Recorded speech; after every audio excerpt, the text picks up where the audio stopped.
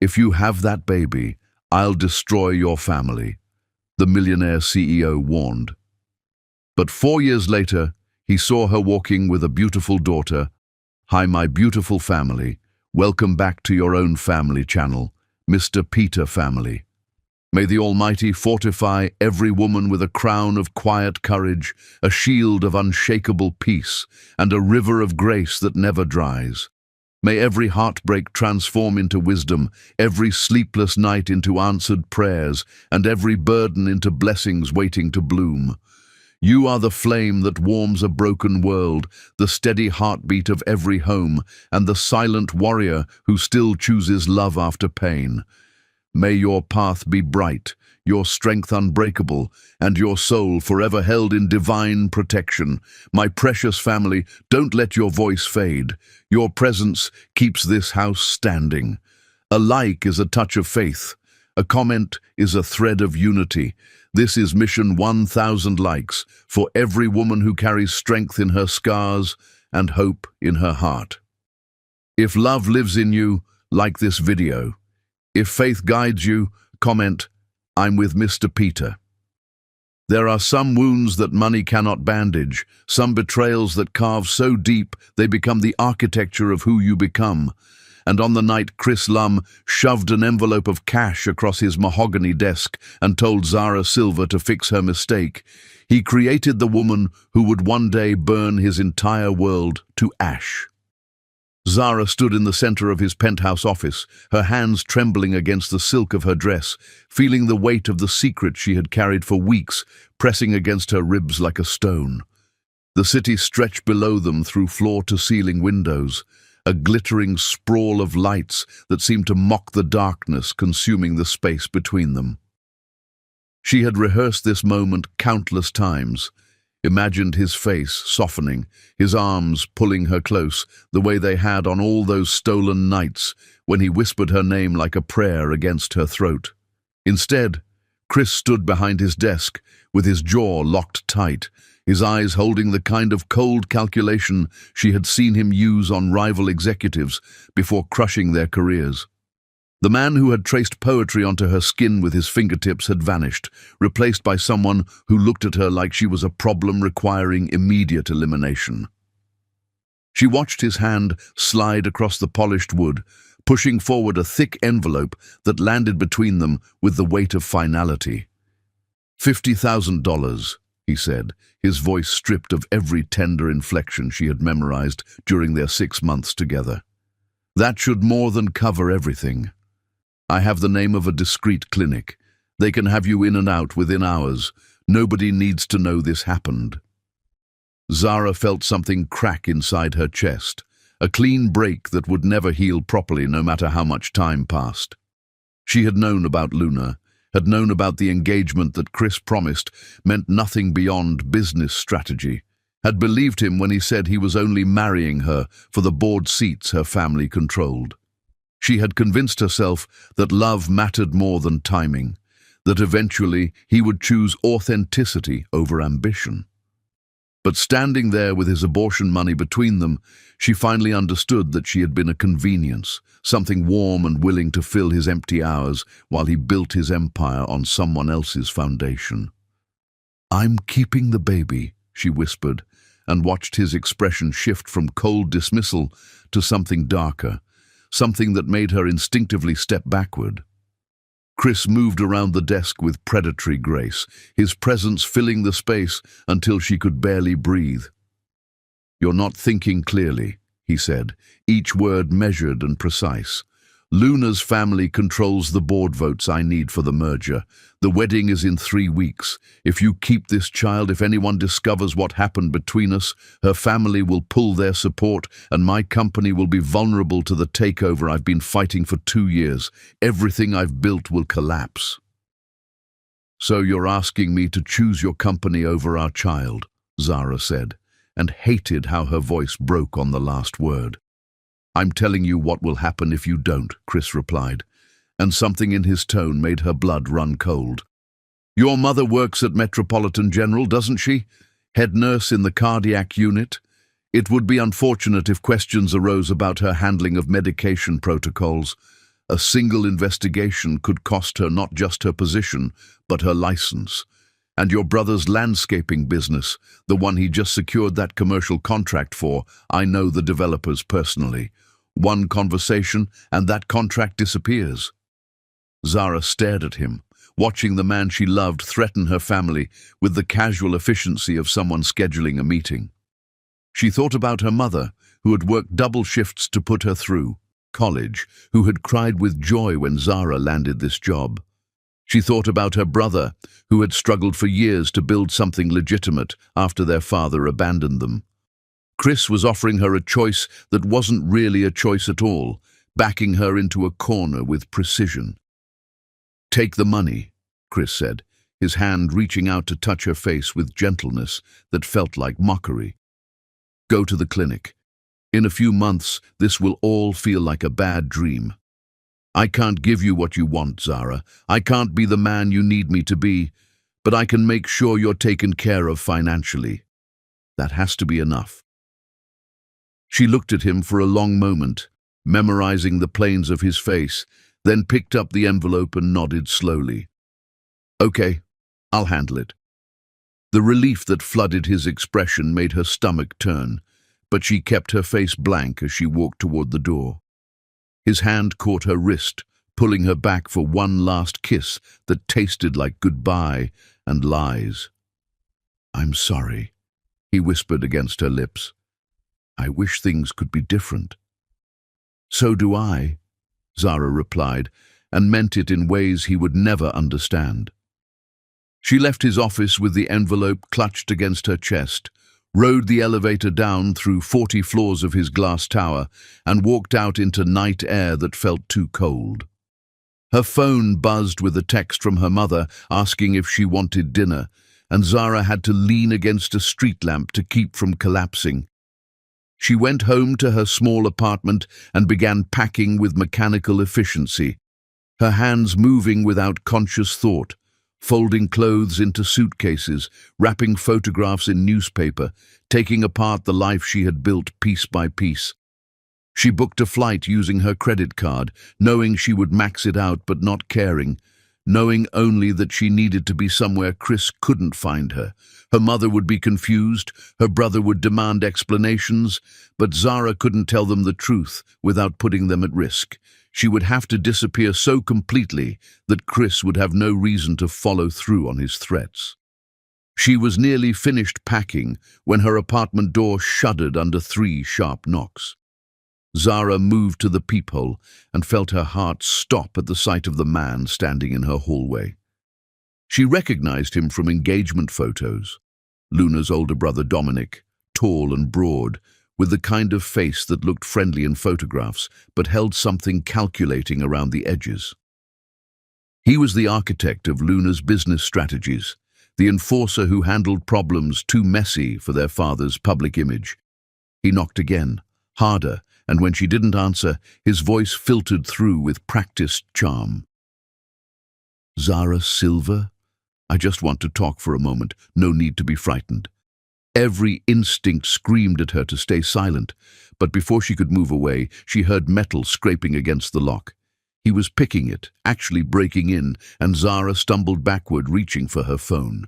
The door swung open, and he filled the frame, his smile never wavering. "You're making a mistake," he said conversationally, stepping inside. "My sister's wedding cannot have complications. Our family has invested considerable resources positioning Chris Lum as the ideal partner for Luna's ambitions. She's not marrying him for love, Ms. Silva. She's marrying him because his company complements ours perfectly, because together they create a dynasty that will dominate their sector for generations. You and your pregnancy represent a threat to years of careful planning." "Get out," Zara said, but her voice came out thin and terrified. "Luna knows about you," Dominic continued, his tone almost conversational. Chris's pathetic attempt at discretion fooled no one, but Luna doesn't care about his affair. She cares about timing and optics. A pregnant mistress surfacing 3 weeks before the wedding creates precisely the kind of scandal that could spook nervous board members, could make our family look weak and unprepared. So Chris gave you money, which was generous, but you're still here, still pregnant, still a problem that needs resolving. Zara tried to run for her bedroom, tried to lock herself inside, but he was faster and stronger. She fought, screamed, felt her body slam against furniture, felt pain explode through her skull when her head connected with the edge of her coffee table. The world tilted sideways, darkness creeping in, and the last thing she saw before consciousness left her was Dominic straightening his jacket like nothing had happened. When Zara woke in the hospital hours later, a kind nurse was checking her vitals. Zara said she had fallen, had been clumsy. She submitted to examination, listened to the doctor explain she had a mild concussion, felt relief when they confirmed her pregnancy was still viable. But when they left her alone in that sterile room, she made a decision that would reshape everything. She could stay and fight, or she could disappear so completely that neither Chris nor Luna's family would ever find her.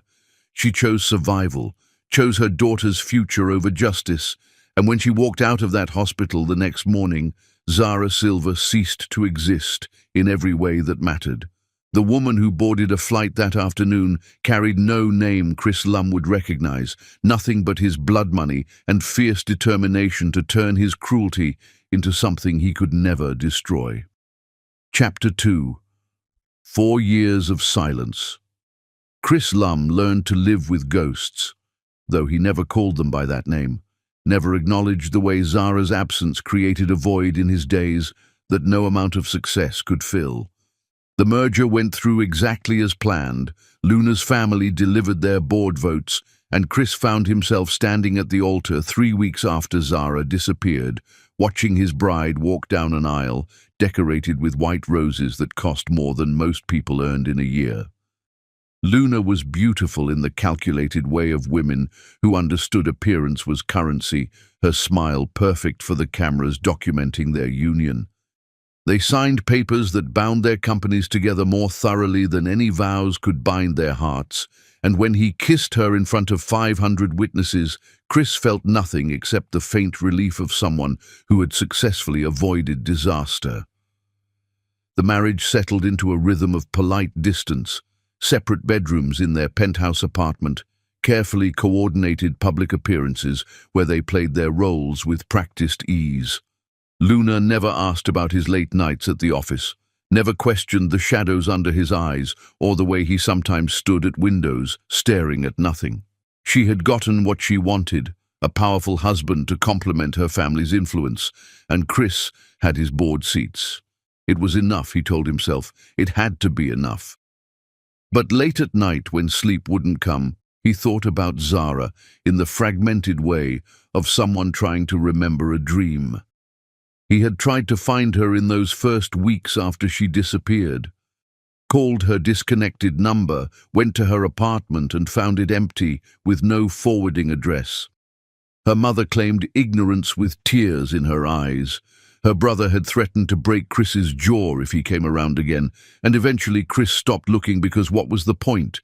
She had taken his money and solved the problem, had done exactly what he demanded, and if some small part of him wondered whether she had actually gone through with the termination, or if somewhere in the world his child existed, he buried that question under layers of work and ambition and the relentless forward momentum of building his empire. His company thrived over the next 4 years. Acquisitions and expansions that put his name in business journals, invitations to speak at conferences where younger executives hung on his every word. Luna's family opened doors that had been previously closed, their influence smoothing the path for deals that should have taken years to negotiate. On paper, Chris Lum had everything a man could want. In reality, he had built a magnificent prison and called it success. The corporate summit in the downtown convention center was the kind of event Chris usually avoided, too many boring presentations and forced networking, but Luna's father had insisted his presence would signal strength to their shareholders. Chris sat through the morning sessions with his mind elsewhere, responding to emails on his phone, barely registering the speakers who droned on about market trends and investment strategies. He was considering leaving early when the moderator introduced the afternoon keynote speaker, and something in the name made him look up from his screen. Please welcome Zara Thorne, Managing Director of Thorne Capital Ventures, who will be speaking about innovative approaches to venture funding in emerging markets. Chris felt the world narrow to a single point of focus as a woman walked onto the stage, her silhouette backlit by presentation screens, her presence commanding the kind of attention that came from genuine authority rather than borrowed influence. She was wearing a tailored suit in deep charcoal, her hair pulled back in a style that emphasized the elegant lines of her face. And when she smiled at the audience, Chris felt his heart stop and restart with painful force. It was Zara, and yet it wasn't, because the woman on that stage carried herself like someone who had never been afraid of anything, who had never stood trembling in his office accepting his threats. She spoke with the easy confidence of someone who knew her worth, her presentation dismantling traditional investment models with sharp intelligence and backing her theories with concrete data that made seasoned investors lean forward in their seats. Chris couldn't hear a word of it, his entire focus consumed by the impossible reality of her presence, the way she moved, the laugh that escaped when someone asked a particularly absurd question. She had transformed into something unreachable, something that existed in a stratosphere far above the girl he had threatened with his envelope of blood money. When the presentation ended to enthusiastic applause, Chris was already moving toward the stage, his body operating on instinct rather than thought. He needed to reach her, needed to understand how this transformation had happened, needed to hear her explain where she had been for 4 years and why she looked at him like that when their eyes met across the thinning crowd. But Zara was faster, was already being ushered backstage by conference staff, was already disappearing before he could close the distance between them. Chris followed anyway, his press credentials getting him past the first security checkpoint, his determination carrying him through the backstage corridors until he caught sight of her near the speaker's lounge.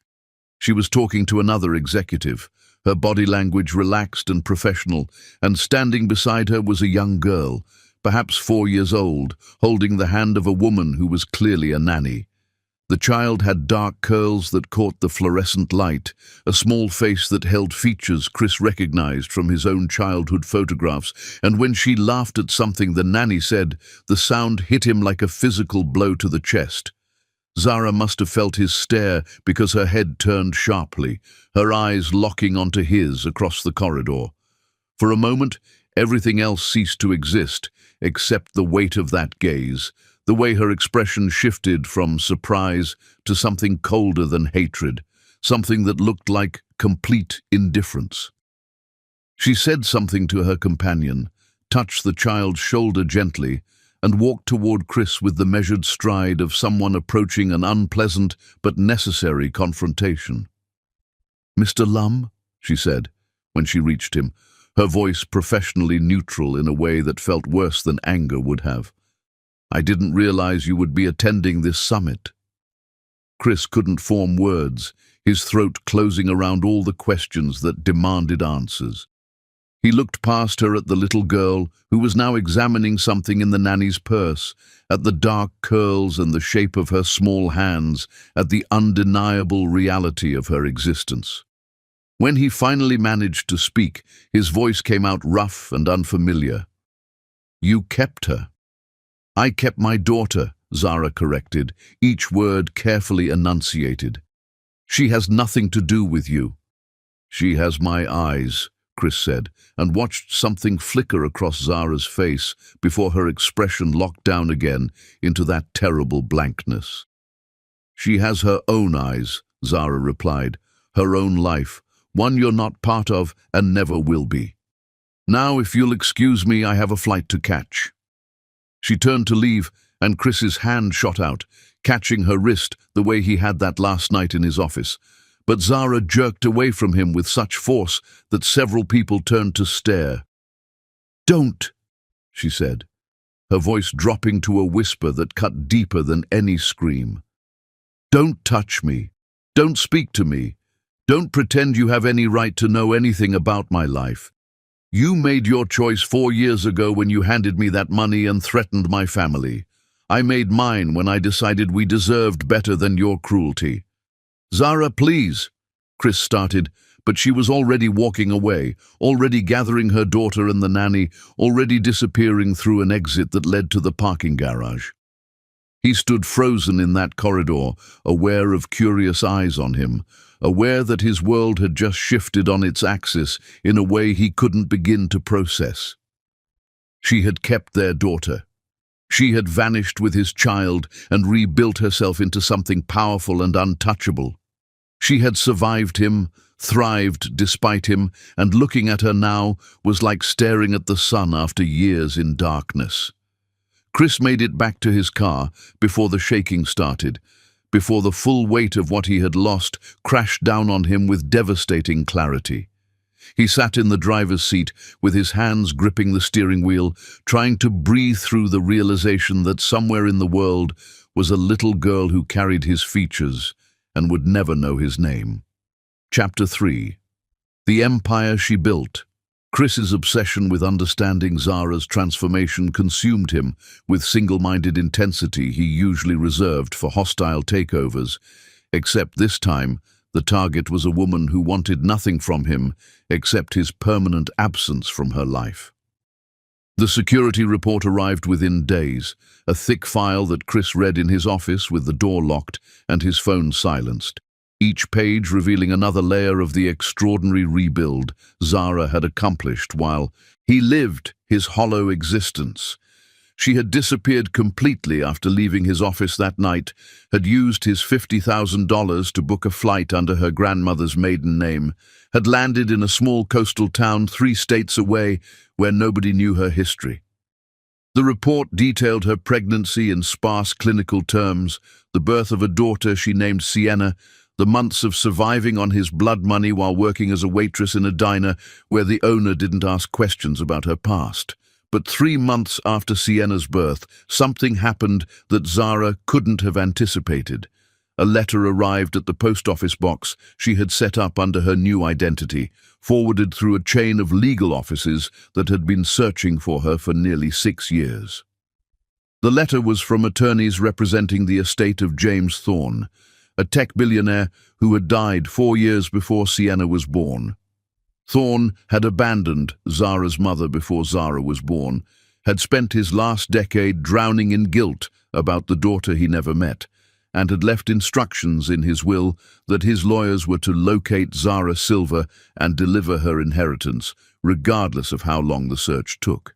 The inheritance was substantial but not overwhelming, $8 million and a 5% stake in Thorne Capital Ventures, the venture capital firm her father had founded 30 years earlier. It was enough to change her circumstances dramatically, but not enough to guarantee long-term security, especially with a baby and no family support. Most people would have taken the money and lived quietly, invested conservatively, avoided risk. But Zara had spent 6 months as Chris's executive assistant, watching him build an empire through calculated aggression and strategic vision, and she had learned more about venture capital and corporate warfare than he realized. She used 20,000 of Chris's blood money to buy business textbooks and online courses in finance and investment strategy. She studied obsessively during Sienna's nap times and late into the night after her daughter fell asleep, filling notebooks with market analyses and investment theories, teaching herself to read balance sheets and evaluate startup potential with the same intensity she had once brought to memorizing Chris's schedule and preferences. When Sienna was 8 months old, Zara had educated herself enough to recognize something the current management at her father's venture capital firm had completely missed. They were ignoring a biotech startup that had developed a revolutionary diagnostic tool for cardiac conditions, dismissing it because the 3 founders were young women without traditional pedigrees or connections to elite academic institutions.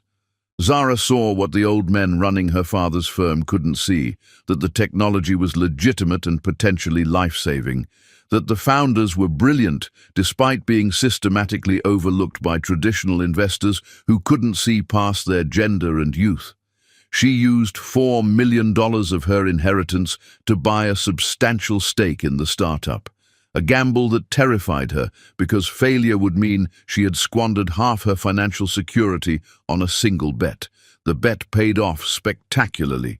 Within 18 months, the biotech company was acquired by a pharmaceutical giant for $200 million. Zara's stake was suddenly worth $30 million, and she wasn't just surviving anymore.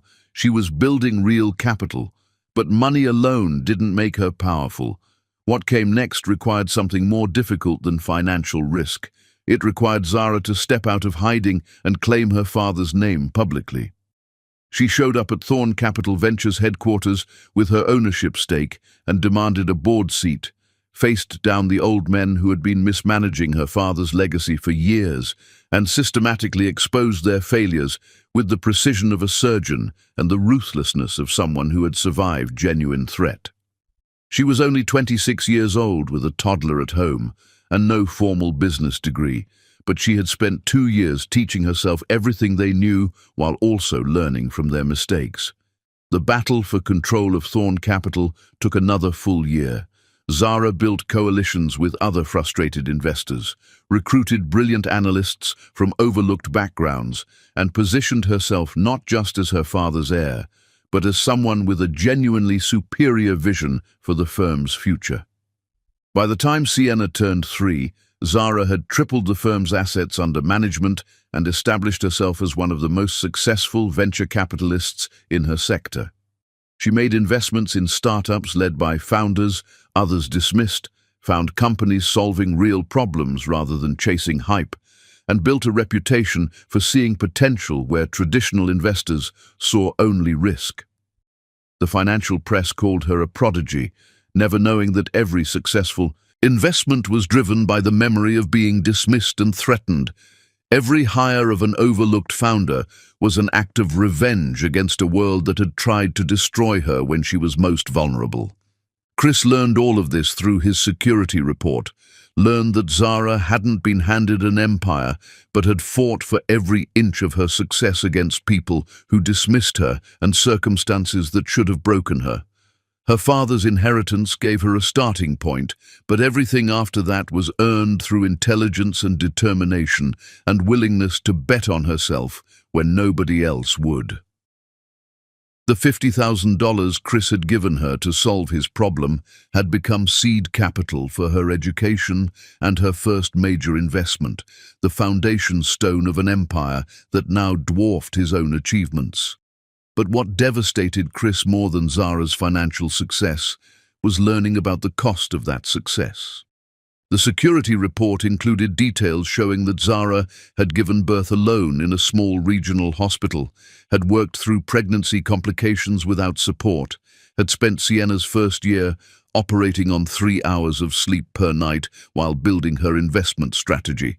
She had missed her daughter's first steps because she was in a board meeting fighting for control of her father's firm. She had hired a nanny when Sienna was 6 months old, not because she wanted to, but because she couldn't afford to stop working, couldn't risk losing momentum when her entire financial security and her daughter's future depended on proving herself in a world designed to exclude people like her.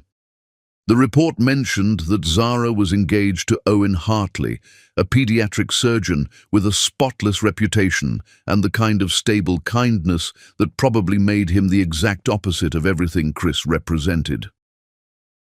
Owen appeared in photographs throughout the file, his arm around Zara at charity events, his hand holding Sienna's as they walked through farmers' markets, his presence in their lives so natural and comfortable that it made Chris want to put his fist through his office window. The man clearly adored both Zara and Sienna, had apparently proposed after 2 years of patient courtship, and had given them the kind of peaceful family life Chris had denied them through his cowardice and cruelty. There was one photograph Chris returned to obsessively, taken at what looked like Sienna's third birthday party. Zara was laughing at something their daughter had said, her face holding genuine joy that made her look younger and more carefree than Chris had ever seen her. But if you looked closely, you could see the exhaustion around her eyes, could see the weight she carried of someone who had built something magnificent while also carrying trauma that never fully healed. She had won, but winning had required sacrifices that no person should have to make alone. Luna found him in his office late one night, still staring at photographs of Zara and Sienna on his computer screen, and something in his expression must have given away the depth of his preoccupation. She stood in the doorway wearing her silk robe, her face revealing nothing about what she was thinking. "Who is she?" Luna asked, gesturing at his screen where another image of Zara filled the display. Chris considered lying, considered protecting the fiction of their marriage a little longer, but found he lacked the energy for pretense anymore.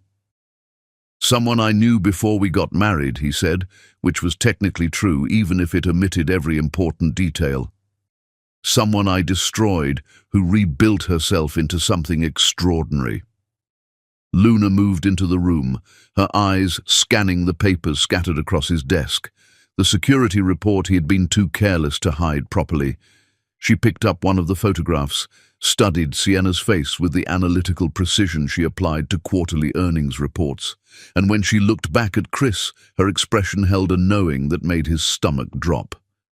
"That's your daughter," she said, not a question but a statement of fact. "You had a child with another woman and never told me." "It's complicated," Chris started, but Luna cut him off with a laugh that held absolutely no humor whatsoever. "Everything with you is complicated," she replied, setting the photograph down with exaggerated care. "I knew you were in love with someone else when we got married. I saw it in your eyes at the altar, that distance, that hollow space where real feeling should have been. But I told myself it didn't matter because we were building something bigger than romance, something that would last longer than passion. I was clearly wrong about that." Chris stood, tried to find words that might bridge the chasm that had always existed between them, but Luna held up her hand to stop him. "I don't need explanations," she said. "I need to know if you're planning to leave me for her, if you're going to blow up our arrangement because you can't stop obsessing over the woman who got away. My family's board votes keep your company stable, Chris. Without them, you're vulnerable to the takeover attempts you've been fighting off. So tell me now if you're about to do something spectacularly stupid." "She doesn't want me," Chris said, and the admission tasted like ash in his mouth. "She's moved on, built a life I have no part in. She made that very clear." "But you can't let it go," Luna observed, her tone neither sympathetic nor cruel, just clinically accurate. "You're going to keep pushing, keep investigating, keep trying to force your way into their lives until you destroy everything we've built together.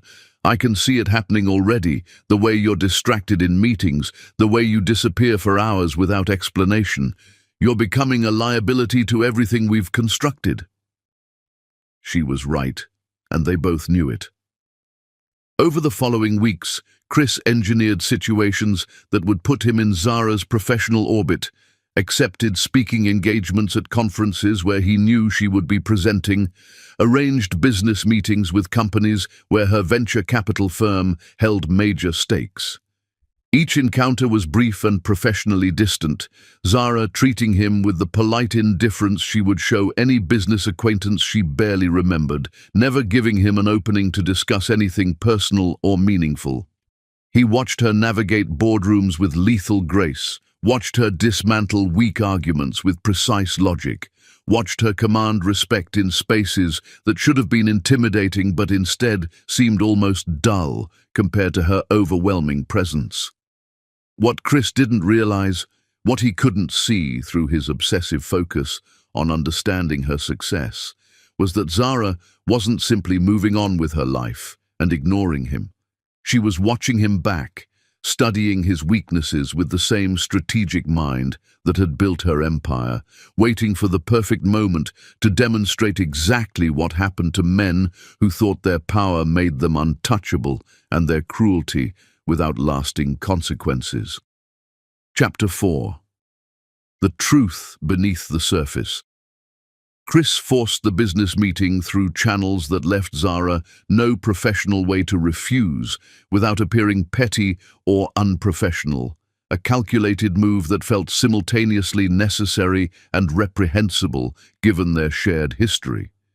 His company needed investment backing to survive a hostile takeover attempt from a European conglomerate that smelled blood in the water. And Zara's venture capital firm controlled the kind of resources that could either save him or let him drown slowly. The irony wasn't lost on Chris that he was now begging for help from the woman he had once threatened with casual cruelty, that the power dynamics had inverted so completely that he was the one approaching hat in hand, asking for mercy from someone who had every reason to deny him. The meeting took place in a neutral conference room at a downtown hotel, the kind of sterile space designed specifically for negotiations that required no personal connection or history. Zara arrived exactly on time with 2 associates flanking her like bodyguards, their presence making it abundantly clear that this would be strictly professional with no opportunity for private conversation or emotional appeals. She wore a navy suit that probably cost more than Chris's first car had, her hair pulled back severely in a style that emphasized the sharp angles of her face, her expression revealing nothing except mild, detached interest in the financial projections his team had prepared with desperate care. She listened to his pitch with the focused attention of someone genuinely evaluating an opportunity rather than simply going through the motions. She asked pointed, intelligent questions about his company's vulnerability points, about the specific threats posed by the European takeover attempt, about his contingency plans if traditional financing fell through. And when he finished his presentation, she sat back in her leather chair and studied him with eyes that felt like they could see through every defense mechanism he had ever constructed, every lie he had ever told himself about who he was and what he deserved. "Your numbers are solid," Zara said finally, her voice carrying none of the warmth he remembered from their stolen nights together 4 years ago. "Your growth trajectory is genuinely impressive, despite the current pressure from the takeover attempt, and your market position remains defensible if properly supported. But I need to understand something before my firm commits significant resources to ensuring your survival. Why should I help you, Chris? Why should I hand you the lifeline you're desperately asking for when you spent 4 years not caring whether your daughter and I were alive or dead somewhere in the world?" The associates shifted uncomfortably at the sudden personal turn the conversation had taken, but Zara kept her eyes locked on Chris with unwavering intensity that made it impossible to look away or deflect. He had prepared extensively for tough financial questions, had rehearsed detailed responses to concerns about market volatility and competitive threats, but her directness about their shared past stripped away all his careful preparation and left him exposed. "Because this is business," he managed, hating how weak and defensive it sounded even to his own ears.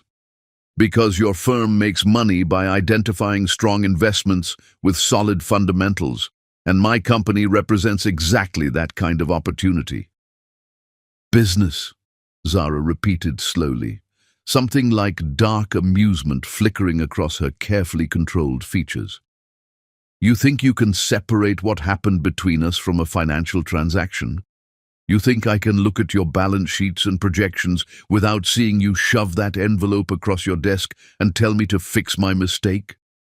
You really believe I've forgotten how you threatened my mother's nursing license, my brother's business contracts, everything my family had worked their entire lives to build? You think those memories just disappeared because 4 years have passed?"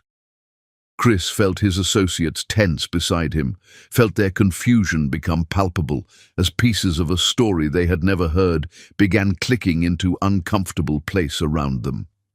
He should have come to this meeting alone, should have anticipated that Zara would use this opportunity to expose his past in front of witnesses who could never unknow what they were learning.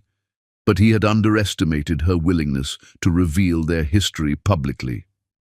"That was 4 years ago," he said quietly, desperately. "I was a different person then, operating from fear and selfishness. I made choices I deeply regret. Choices that haunt me every single day." "Regret is easy," Zara countered, leaning forward slightly, her voice dropping to something more intimate and therefore more cutting. "Regret costs you absolutely nothing, Chris. It's just a feeling you experience privately while the people you hurt continue dealing with the actual consequences of your choices. But you know what was hard? Leaving the only city I'd ever known while pregnant and terrified, watching my bank account drain to nothing while I tried to figure out how to survive on your blood money, wondering every single day if you would follow through on your threats and destroy my family just because you could. You know what required actual strength? Waking up in a hospital bed after your fiancé's brother broke into my apartment and physically assaulted me to make sure I understood the seriousness of your family's intentions, realizing in that moment that keeping my daughter meant accepting I could never come back here, could never see my own family again, could never build the life I had carefully planned for myself." The words hit Chris like physical blows, each revelation cracking open his understanding of what had actually happened that night Zara disappeared from his life. He had assumed she left willingly, had taken his money and solved the problem exactly as he demanded, had moved on with her life in whatever way seemed best to her at the time. The possibility that Luna's family had actively and violently hurt her, that she had been hospitalized with injuries sustained while trying to protect his child, that she had suffered physical trauma on top of the emotional cruelty he had inflicted, made nausea rise sharp and acidic in his throat. "What are you talking about?" he asked, his voice barely above a whisper. "What actually happened to you that night?" Zara's smile held no warmth whatsoever, only the bitter acknowledgement of how little he actually knew about the consequences of his own choices. "The night I left your office with your money, I went directly home and started packing to disappear exactly as you demanded. I was planning to leave quietly, to spare my family from your threatened retaliation, to solve your problem permanently by simply ceasing to exist in your world. But Luna's brother Dominic showed up at my apartment before I could finish packing. He had a very different message about how complications should be handled, about how my continued existence represented a threat to years of careful planning by his family. He made it abundantly clear that your wedding couldn't have any problems or scandals, that I was a problem requiring permanent resolution rather than temporary management. When I tried to run from him, when I tried to lock myself in my bedroom and call for help, he made absolutely sure I understood just how serious his family was about protecting their investment in your future." Chris felt the room tilt sideways, felt every carefully constructed justification for his past behavior crumble into worthless dust.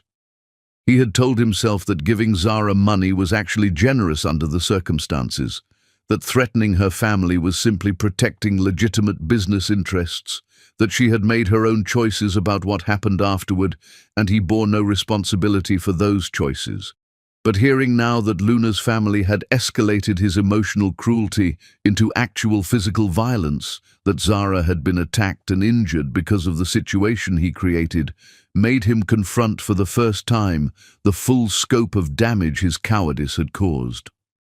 "I didn't know," he said, aware of how utterly inadequate the words were.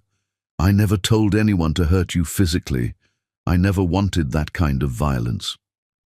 "But you created all the conditions where it could happen," Zara replied, her voice remaining steady despite the pain clearly underlying each carefully chosen word.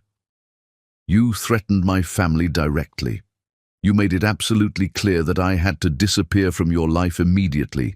You painted me as an obstacle that needed eliminating before your wedding could proceed smoothly. What exactly did you think would happen, Chris?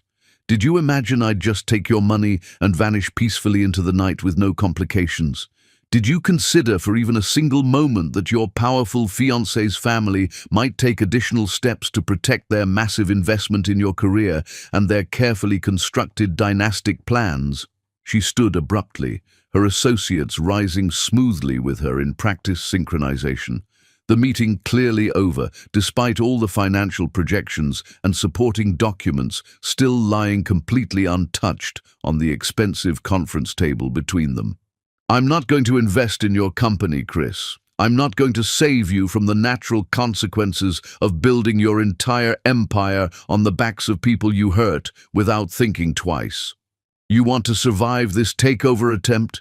Figure it out exactly the way I figured out how to survive you and your family's violence. Without help, without safety nets, without anyone caring even slightly whether you make it through to the other side or not. Chris rose as well, his entire body tense with the overwhelming need to stop her from leaving, to somehow fix what he had irrevocably broken, even though he knew on every level it was completely impossible.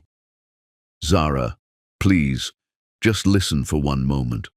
Let me make this right somehow. Let me do something meaningful to help you and Sienna now. Money, resources, connections, anything you might possibly need from me. We don't need anything from you, Zara said, gathering her materials with brutally efficient movements. I have more money than you'll ever manage to accumulate in your entire lifetime. I have a life you can't touch, a daughter you'll never know, a future that has absolutely no space whatsoever for your regrets or your belated attempts at redemption. The only thing you can possibly give me at this point is your complete and permanent absence from our lives. Stay away from us. Stop investigating my life through your security teams. Stop showing up at conferences and forcing these meetings. Accept that you destroyed something genuinely irreplaceable and move on with whatever remains of your life. She walked toward the door, and Chris found himself following, despite knowing he had absolutely no right to pursue her further. Just tell me why, he said, desperation making his voice crack. Tell me why you kept her when you had every possible reason to do exactly what I demanded. Tell me why you didn't come back here once you had your father's inheritance and the resources to fight me. Help me understand what happened to you. Zara turned in the doorway, and for just a single moment, her carefully maintained mask slipped just enough to show the bone-deep exhaustion that lived beneath all her magnificent success. I kept her because the moment the doctors told me I was pregnant, I loved her more intensely than I've ever loved anything or anyone in my entire life. I kept her because she deserved to exist regardless of how she was conceived or what her father wanted. I kept her because even at my absolute lowest point, lying in that hospital bed alone and terrified, I knew with complete certainty that she would be worth every single sacrifice I would have to make. And I didn't come back here because you taught me the most important lesson I've ever learned, Chris. You taught me that some people genuinely don't deserve forgiveness, no matter how much time passes or how much they claim to have changed. You taught me that some bridges should stay burned forever. She left then, her associates following in her wake like a protective detail, leaving Chris standing completely alone in that sterile conference room with the ruins of his desperate pitch scattered across expensive furniture that suddenly seemed meaningless. His own team filed out silently, their expressions carefully neutral, but their judgment obvious in the physical space they left between themselves and their employer as they departed. Chris sank back into his chair and stared at the closed door for a long time, trying unsuccessfully to process the revelation that his past was so much worse than he had ever allowed himself to remember or acknowledge. That evening, Chris drove to the hospital where Zara said she had woken after Dominic's attack, used his remaining connections to access medical records that confirmed every single devastating detail of her story with clinical precision. The emergency room intake form described a young woman found unconscious in her apartment by a neighbor who heard furniture breaking and someone screaming, documented significant head trauma and defensive wounds consistent with physical assault, noted that she was 12 weeks pregnant and terrified when she finally regained consciousness hours later. The treating physician's notes mentioned her adamant refusal to identify her attacker, her insistence that she had simply fallen clumsily on her own, her discharge against explicit medical advice early the following morning before anyone could ask more questions. Reading those clinical descriptions of Zara's pain, seeing the documented evidence of violence he had indirectly but undeniably caused through his cruelty and cowardice, made Chris understand for the first time that he wasn't the protagonist in this story, trying desperately to make amends for past mistakes. He was the villain, pure and simple, and villains didn't get redemption or happy endings just because they finally recognized the full scope of their crimes after years of willful ignorance. He sat in his car in that hospital parking lot as darkness fell around him and called Luna for the first time in weeks, needing desperately to know if she had been aware of her family's violent actions against Zara, needing to understand exactly how deep the conspiracy against an innocent pregnant woman had actually gone. She answered on the third ring, her voice carrying the artificial brightness of someone attending a social event. And when Chris asked her directly about her brother's involvement in Zara's disappearance and injury, the silence that followed told him absolutely everything he needed to know before she spoke a single word. "We were protecting our investment," Luna said finally, all pretense of warmth or affection evaporating completely from her tone. "You think I didn't know about your pathetic secretary? Please, Chris, give me some credit for basic intelligence. I've known about your affair since the second month it started. I had you followed professionally, documented comprehensively, analyzed thoroughly.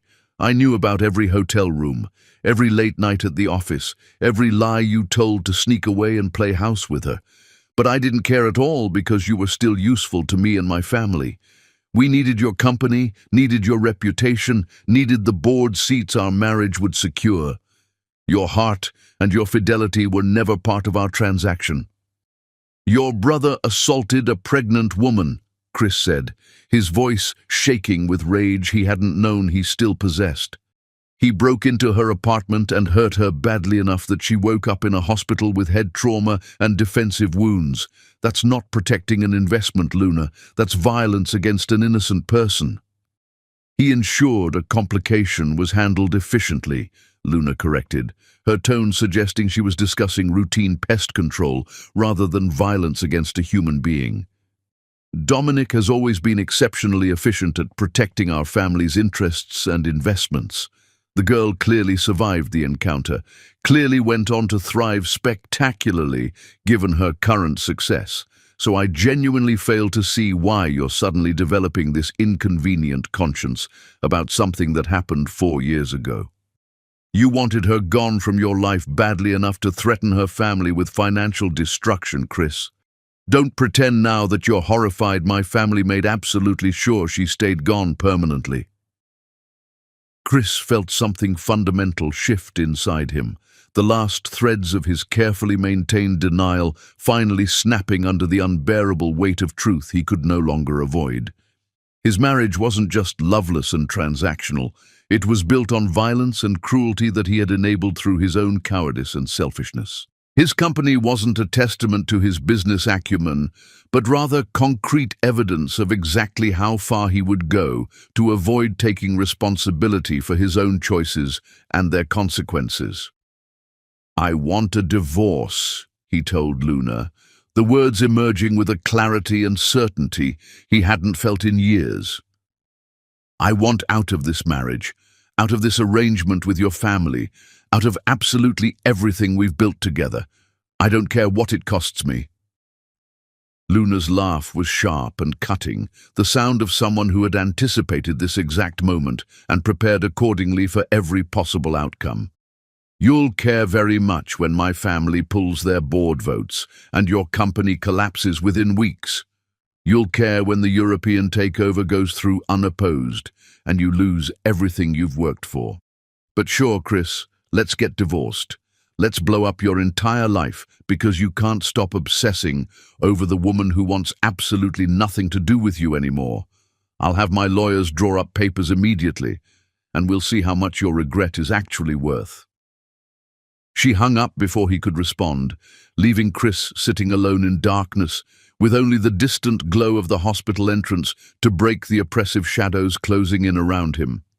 He understood with devastating clarity that the destruction of everything he had built was only beginning, that Zara's refusal to save his company was just the opening move in a much longer game she had been planning for years.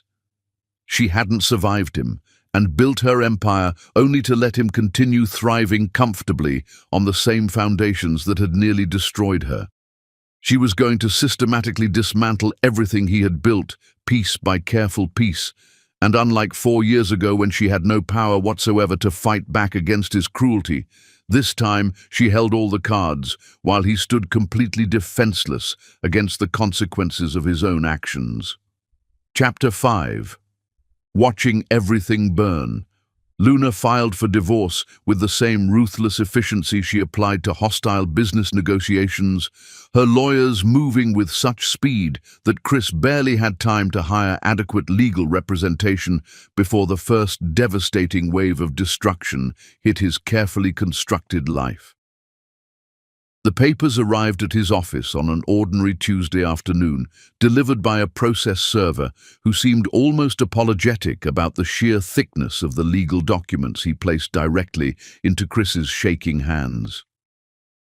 Reading through the filing felt like watching a surgeon methodically catalogue every wound before beginning a brutal amputation, each clause precisely designed to cause maximum financial and emotional damage while maintaining perfect legal defensibility that would survive any court challenge. Luna wanted absolutely everything they had built together over 4 years of marriage, wanted the penthouse and the vacation properties and the entire art collection they had assembled primarily for appearances at charity events, wanted half of assets he had brought into the marriage that should have been protected. But far more devastating than the division of physical assets was the timing Luna had chosen with obvious calculation to make her move. The divorce filing was coordinated perfectly with her family's announcement of their intention to sell their substantial board holdings in Chris's company, timed to create maximum chaos at the exact moment he was most vulnerable to the European takeover attempt that had been circling like a shark for months. It was corporate warfare executed with the precision of a military campaign, every move planned to ensure his complete destruction. The board meeting where Luna's father announced their decision happened just 3 days after the divorce papers arrived. A room full of executives who had built their entire careers on Chris's vision and leadership, suddenly looking at him like he was toxic waste, requiring careful disposal and immediate quarantine. The old man spoke with casual cruelty that suggested he was actually enjoying Chris's visible anguish, explaining with false regret that recent revelations about Chris's personal conduct and moral character made continued association untenable for their family's carefully cultivated reputation. He didn't specify exactly what revelations he meant, didn't need to, because the way several board members avoided Chris's eyes suggested that damaging stories were already circulating through carefully selected channels, edited versions of his history with Zara that painted him as a predator who had sexually harassed an innocent young employee and then abandoned her when she became pregnant.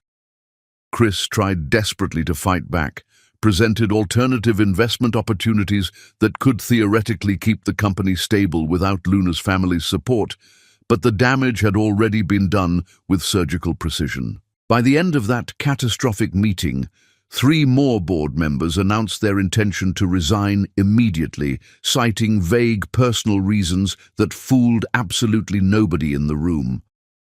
Within a single week, the European conglomerate had increased their takeover offer substantially, clearly sensing blood in the water and moving with the terrifying speed of predators who recognized mortally wounded prey. Chris found himself fighting an impossible war on multiple fronts simultaneously, trying to save his disintegrating marriage while defending his collapsing company, while managing a media strategy that was spiraling beyond any possibility of control. And the absolute worst part, the thing that kept him awake during the few hours he allowed himself to attempt sleep, was discovering that Zara was behind the systematic destruction of everything he had built. His security team uncovered the connections gradually, financial trails that led back to shell companies, Zara's venture capital firm controlled, through layers of legal insulation, strategic investments in his direct competitors that seemed specifically designed to steal market share and key clients, quiet meetings between Zara and several of his now former board members in the weeks before they resigned. She wasn't just refusing to help him survive the crisis, wasn't just standing aside and letting natural consequences take their course. She was actively, methodically orchestrating his downfall with the same strategic brilliance and attention to detail she had applied to building her own empire from absolutely nothing. His security chief presented documents showing that Zara's firm had quietly acquired his largest competitor 6 months earlier, had merged it with 2 other companies to create a massive entity that now controlled more total market share than Chris's company had ever achieved even at its peak. She had been planning this destruction for far longer than he realized, positioning her pieces on the board with perfect patience while he remained completely oblivious to the trap closing around him. The media coverage of his divorce made everything exponentially worse. Tabloids running increasingly unflattering photographs of Chris leaving his lawyer's offices looking haggard and desperate, while Luna appeared poised and sympathetic in carefully staged interviews that painted her as the wronged wife with dignity. She spoke eloquently about the challenges of marriage to an ambitious man who prioritized career over family, hinted delicately at betrayals she was too classy to detail publicly, allowed the audience to fill in the blanks with assumptions that made Chris look like a cheating villain who had destroyed his own life through selfishness and poor judgment. His company's stock plummeted as shareholders lost confidence in his leadership, the takeover offer becoming more aggressive as the European conglomerate sensed that total victory was now inevitable. Chris spent every waking hour in emergency meetings with lawyers and financial advisors, all of them telling him variations of the same message that his position was completely untenable, that he needed to accept the takeover offer and salvage whatever he could from the smoking wreckage. But accepting defeat meant acknowledging that Zara had won absolutely, that she had taken his cruelty and transformed it into a weapon that destroyed everything he valued. He started drinking more than he should, stopped showing up to meetings or arrived completely unprepared, started making increasingly desperate decisions driven by panic rather than strategy. His assistant quit after he snapped at her viciously over a minor scheduling error. His remaining executives began very obviously updating their resumes on company time, and the office took on the hollow feeling of a place where people showed up only to witness a slow-motion collapse they were powerless to prevent.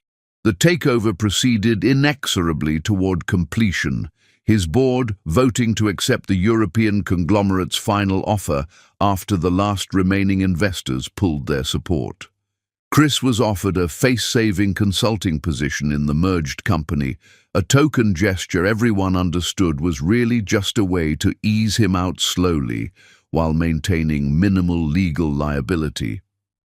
On his last day as CEO of the company he had built from nothing, he cleaned out his office completely alone after everyone else had already left for the day, packing awards and photographs that now felt like evidence of a person he used to be before everything fell apart. He left his company badge on the reception desk where security would find it in the morning and walked out into the parking garage where Zara had vanished from his life that first terrible night, understanding that he had now vanished from his own life in ways that felt permanent and deserved. The destruction was complete, total, and he had no one to blame except the man staring back at him from his car's rearview mirror. Chapter 6. Crossing the Line. Chris hit absolute bottom on an ordinary afternoon when desperation finally overwhelmed whatever remained of his self-respect, and he found himself standing outside Sienna's preschool, watching parents collect their children, while he waited for a glimpse of the daughter who didn't know he existed. He had sworn to himself he wouldn't do this, had told himself repeatedly that respecting Zara's clearly stated boundaries meant accepting permanent distance from Sienna, but 6 months of losing absolutely everything had eroded his ability to maintain even basic ethical standards or common decency. The security report had included the school's address among its comprehensive details, and Chris had memorized that information like a drowning man clinging to a lifeline. So he parked across the street in a car he had specifically rented so Zara wouldn't recognize his vehicle, and he waited with the patience of someone who had run out of any productive ways to use his time. The children emerged in small groups, their backpacks comically too large for their small bodies, their voices carrying across the afternoon air with the unself-conscious joy of people who had never learned to guard their happiness or measure their words. Chris watched them desperately, trying to identify which one was Sienna, trying to spot her distinctive features in the crowd of unfamiliar faces. Then he saw her, walking hand in hand with a woman he didn't recognize, her dark curls catching the sunlight in ways that reminded him painfully of Zara, her small face animated as she talked enthusiastically about something that apparently required elaborate hand gestures to properly explain. She was wearing a yellow dress with small flowers embroidered on the hem, her legs in striped tights that ended in sneakers that lit up when she walked, and seeing her in motion rather than frozen in photographs made Chris understand viscerally exactly what he had lost through his own cruelty and cowardice. This was his daughter, the child he had told Zara to abort, the person whose very existence he had treated as an inconvenient problem requiring immediate elimination. She was real and solid and completely unaware that her father was watching her from across the street like a predator, and the shame of his presence in this moment felt overwhelming enough that Chris almost started his rental car and drove away before she could possibly notice him. But then Sienna looked up at something the woman said, and her laugh carried clearly across the distance between them, a sound so pure and completely unguarded it struck him directly in the chest, like a physical blow. He wanted desperately to run across the street, wanted to drop to his knees in front of her and explain exactly who he was, wanted to hear her call him some variation of father that would somehow prove he wasn't completely irredeemable despite all evidence to the contrary. Instead, he sat frozen behind his steering wheel while Sienna climbed into a car that drove away, taking her laughter and her yellow dress and her complete obliviousness back to whatever safe home Zara had managed to build for them. Chris returned the next day and the day after that, establishing a pattern he knew perfectly well was surveillance bordering on stalking, but somehow couldn't force himself to stop. He learned Sienna's entire schedule through careful observation, knew she had dance class on Tuesday afternoons, knew she sometimes stayed late for extended care when Zara had evening meetings, knew the names of several of her friends from listening to other parents call them during pickup. He never approached, never tried to make any kind of contact, just watched from his rented car and collected small pieces of her life, like a desperate thief stealing scraps. The pattern finally broke on an afternoon when the woman who usually picked up Sienna didn't appear on schedule, and Chris watched his daughter wait alone on the school steps, while teachers made increasingly worried phone calls and the number of remaining children dwindled to just her. He could see her trying so hard to be brave, could see the way her small shoulders stayed perfectly straight even as her eyes kept scanning the parking lot desperately for someone familiar. After 20 long minutes of watching Sienna wait there alone, Chris found himself getting out of his car and crossing the street before his conscious mind could override the overwhelming instinct to help his frightened daughter. The teacher looked up warily as he approached, her body language immediately shifting into protective mode as she assessed this unfamiliar man walking purposefully toward her remaining student. Chris stopped several careful feet away, keeping his voice gentle and his hands clearly visible, trying to project calm competence rather than the desperation actually consuming him. "I'm sorry to interrupt," he said quietly. "I couldn't help noticing that little girl has been waiting quite a while. Is everything all right?" "Her regular pickup was delayed due to an emergency," the teacher said carefully, her tone making it absolutely clear she wasn't about to share any additional details with a complete stranger. "We've contacted her mother and all backup emergency contacts. Someone will definitely be here very shortly." Chris nodded, started to walk away and return to his surveillance position, but then Sienna looked directly at him, and something in her face stopped him completely cold. She wasn't crying, but he could see tears threatening, could see the enormous effort it was taking her to maintain her composure, and he found himself crouching down to her level despite the teacher's obvious and increasing discomfort with his proximity. "Hey there," he said softly.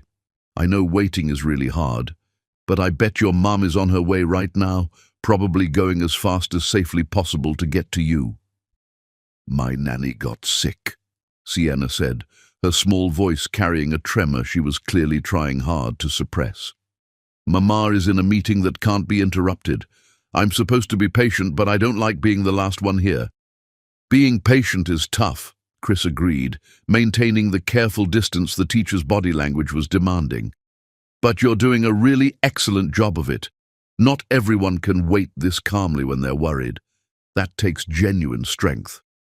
Sienna studied him with an intensity that reminded Chris so much of Zara, his chest physically constricted. "Do you have kids?" "No," Chris said, the lie tasting bitter but necessary.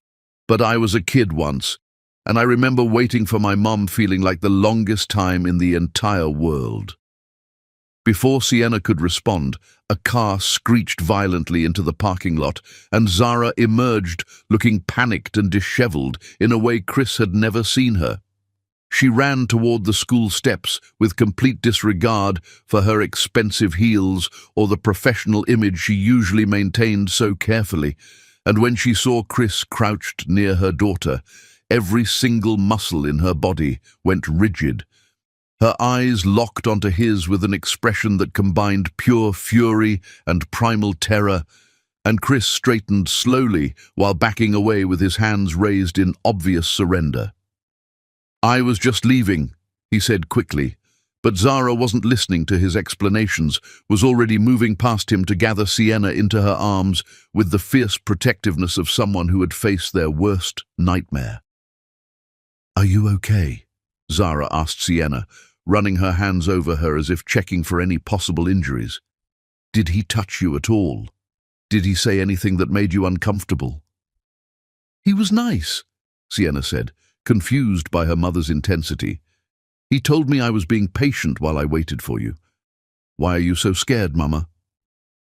Zara's eyes never left Chris's face, her expression promising consequences he couldn't begin to imagine. She signed something to the teacher, thanked her with forced politeness, then guided Sienna toward her car while keeping her body positioned protectively between her daughter and Chris. He stood frozen on the sidewalk, watching them leave, understanding with absolute certainty that he had just crossed a line that would have permanent and serious ramifications. His phone rang less than an hour later, an unfamiliar number that turned out to be Zara's lawyer. The attorney's voice was professional but absolutely firm, explaining that a temporary restraining order was being filed immediately and that a formal hearing would be scheduled within 2 weeks to determine if it should become permanent. Any further contact whatsoever with Sienna or proximity to any locations she frequented would result in immediate legal action and possible criminal charges for stalking and harassment. The lawyer emphasized clearly that this was a protective measure rather than punitive, and that Chris could certainly contest it in court if he chose, though doing so would require explaining to a judge why he had been systematically surveilling his daughter's preschool. Chris hung up without trying to defend himself. Without attempting to explain, he had only been trying to help when he saw Sienna waiting alone, because there was simply no explanation that would justify his behavior. He had been stalking his daughter, surveilling her school, inserting himself into her life without any permission or right whatsoever. The fact that he hadn't meant any harm didn't negate the fundamental violation involved. He was exactly the kind of dangerous person parents warned their children about, and the restraining order was entirely appropriate protection against the genuine threat he represented.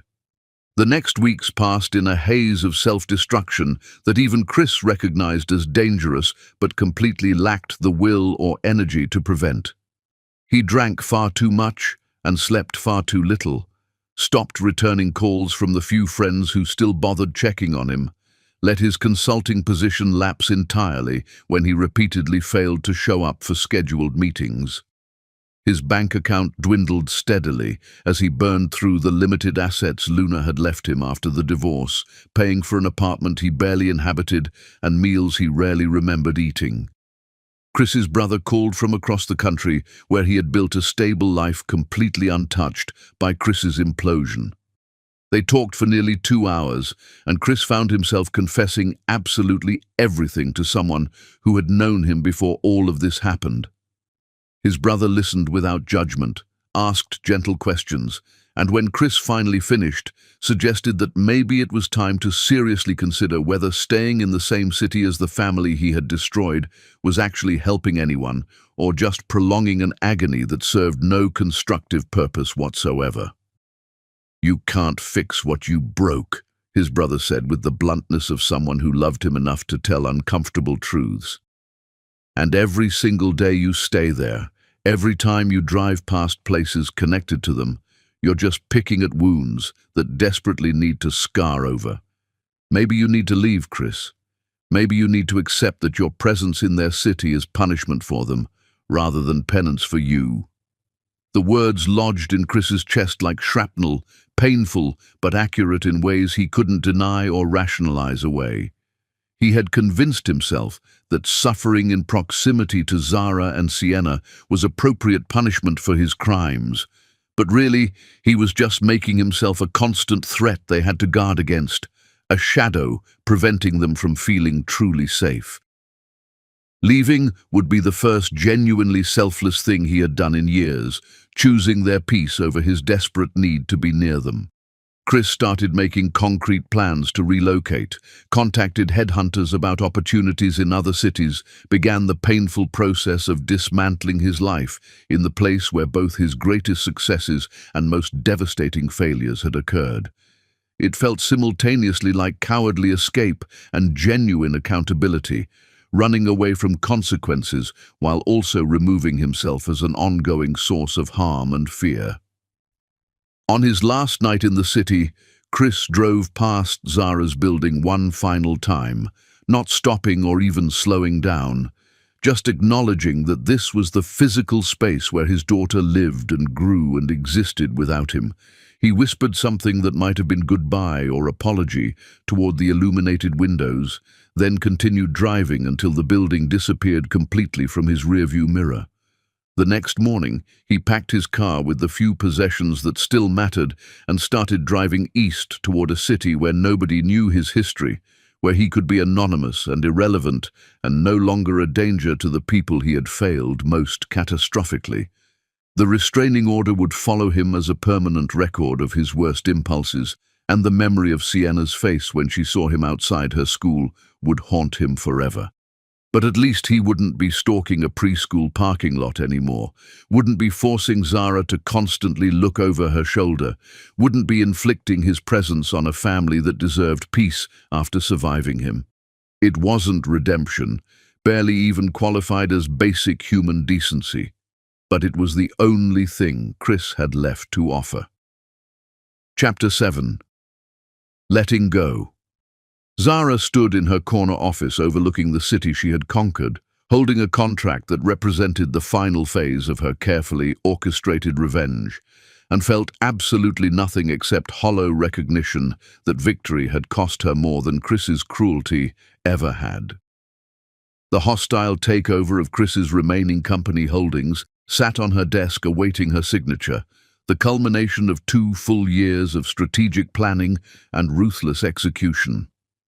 Her lawyers had structured it absolutely perfectly, a shell corporation that would acquire his last minority stake for pennies on the dollar, eliminating his final financial connection to the empire he had once controlled.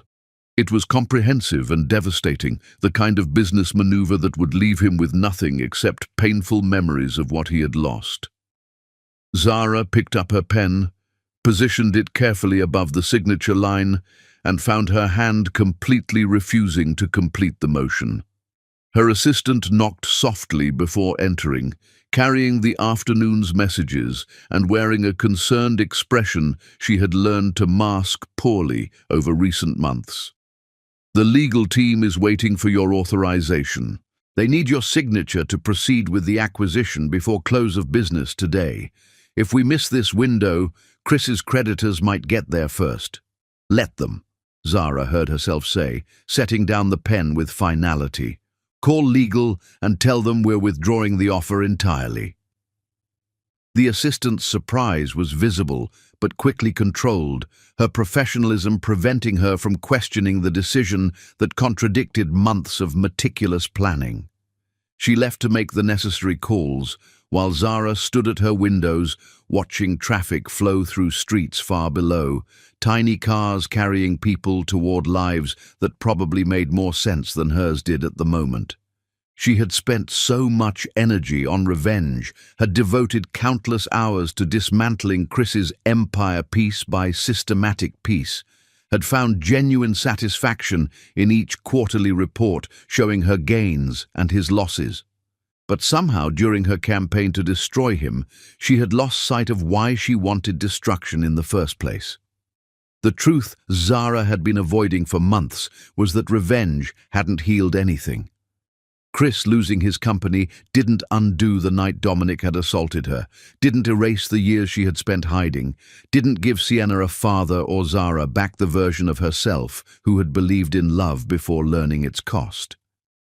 She had won every battle and somehow still felt like she was losing the war, her victories hollow because they were measured against someone else's destruction rather than her own reconstruction. Her phone rang with a call she had been expecting but dreading, Owen's name appearing with the inevitability of consequences she had been postponing. They had been engaged for a year, should have been married by now if Zara hadn't kept finding reasons to delay setting a date. He was patient and kind and everything she should have wanted, but lately, even thinking about their future felt exhausting in ways she couldn't explain. She answered on the 3rd ring, trying to inject warmth into her voice that didn't quite reach her actual emotional state.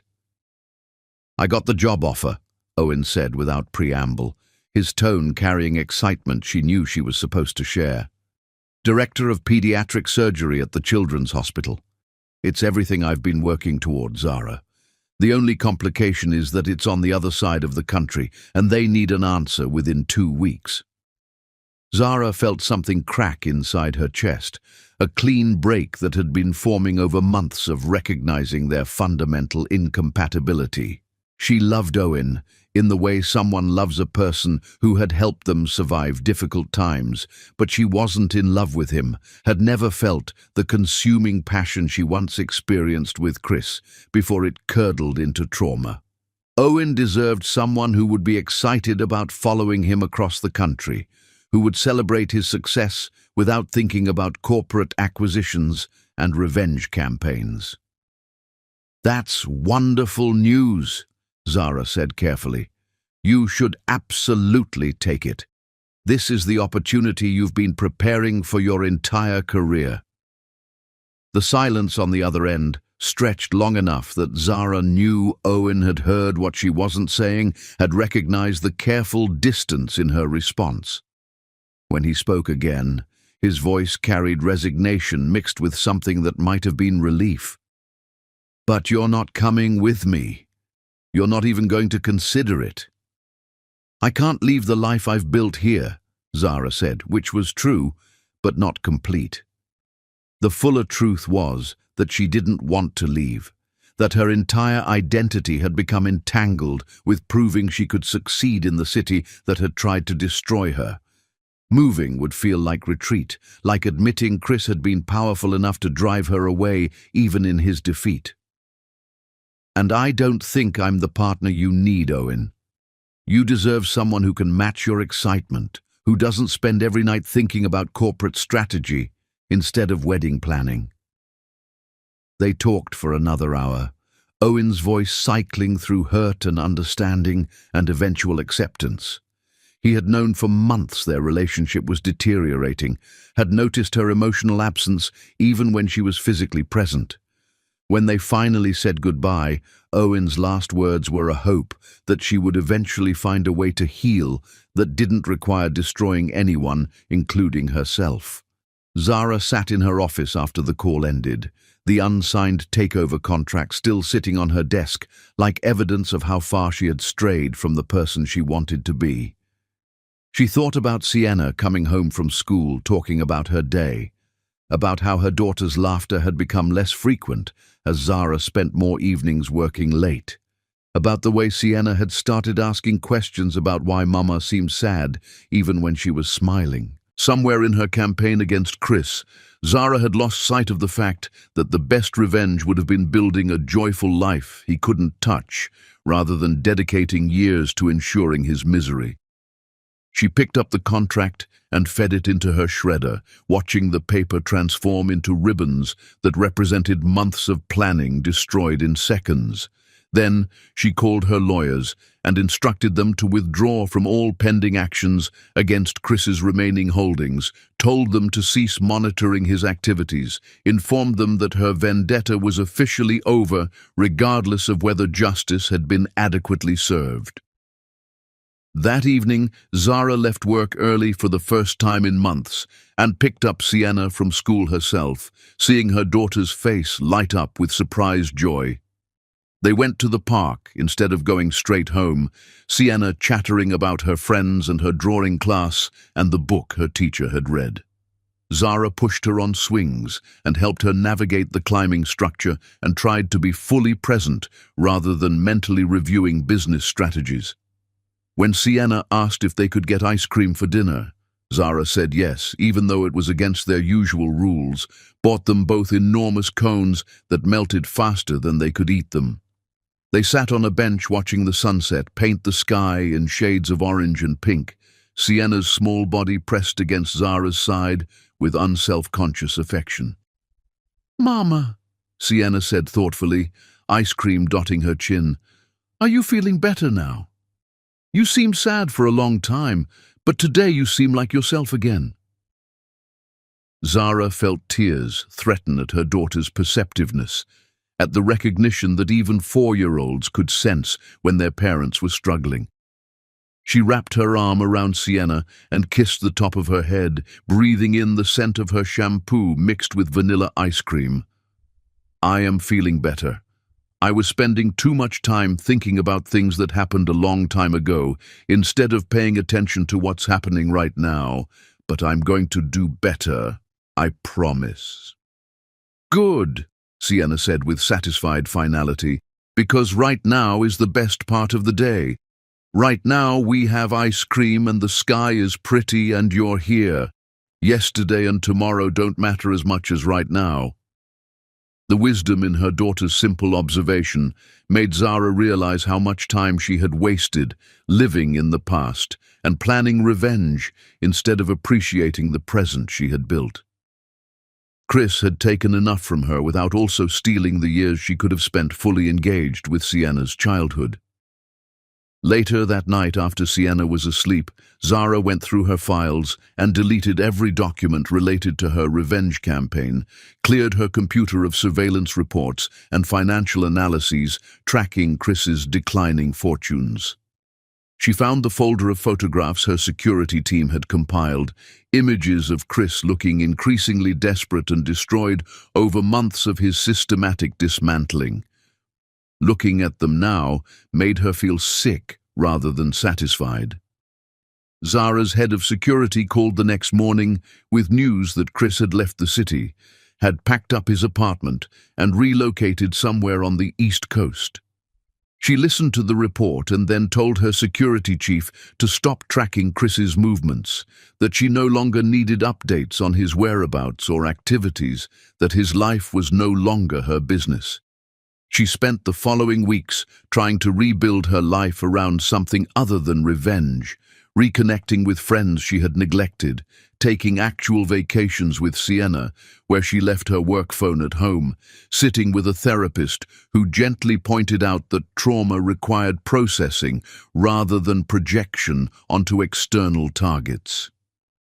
It was harder than Zara expected to let go of the anger that had been her constant companion for years, harder to accept that Chris's suffering hadn't actually healed her wounds. But slowly, incrementally, Zara began to recognize herself again in ways that felt authentic rather than reactive. She laughed more easily, slept better, noticed flowers blooming and small beautiful things that existed regardless of corporate warfare. Sienna responded to her mother's increased presence with joy that reminded Zara of what she had been fighting to protect in the first place. And late at night, when memories of Chris threatened to pull her back into darkness, Zara reminded herself that the best revenge was the life she had already built, the daughter she loved, the empire she controlled through strength rather than bitterness. Letting him go didn't mean forgiving him, just meant acknowledging that holding on to rage hurt her more than it hurt him. Chapter 8. The emergency Sienna collapsed during her dance recital on an ordinary afternoon, her small body crumpling mid-pirouette, while Zara watched from the audience with her heart stopping before her mind could process what was happening. The ambulance arrived within minutes, paramedics moving with practiced efficiency, while Zara tried to hold herself together as they stabilized her daughter and asked questions about medical history that suddenly seemed catastrophically incomplete. She knew Sienna's pediatrician and vaccination schedule, but when they started asking about family genetic conditions and hereditary disorders, Zara realized with sickening clarity that she only knew half of her daughter's medical story. They admitted Sienna to the pediatric intensive care unit, her small form dwarfed by machines monitoring every vital sign. The attending physician was kind but direct, explaining that Sienna's collapse suggested a cardiac abnormality requiring immediate investigation, that they needed comprehensive family medical histories from both parents to properly assess genetic risk factors. Zara sat beside her sleeping daughter and made a list of her own family's medical information while confronting the unavoidable reality that she needed to contact Chris. Her hands shook as she called her lawyer, explained the medical emergency, and asked for guidance. The lawyer was professionally sympathetic, immediately filing an emergency motion to temporarily suspend the restraining order for medical purposes only, the kind of modification judges routinely granted when a child's health was at stake. The suspension would be limited to medical communications and hospital visits related to Sienna's condition. But Zara needed the information immediately rather than waiting for the judge's signature. She had deleted all her files on Chris's whereabouts, had instructed her security team to stop surveillance, had no idea how to reach him. The irony wasn't lost on Zara that she had spent enormous resources tracking his every movement during her revenge campaign, and now, when she actually needed him for their daughter's well-being, she had no way to make contact. She finally called his brother, whose number she still had. The conversation was awkward and brief, Zara explaining the medical emergency and begging for Chris's current contact information. The brother provided a phone number with the warning that Chris had been through hell and didn't need further devastation. Zara stared at the number for a full minute before finding the courage to dial. When the line connected and she heard Chris's cautious hello, every prepared speech evaporated. It's Sienna. She collapsed during dance class. She's in pediatric intensive care, and the doctors need your complete medical history immediately. Can you help us?"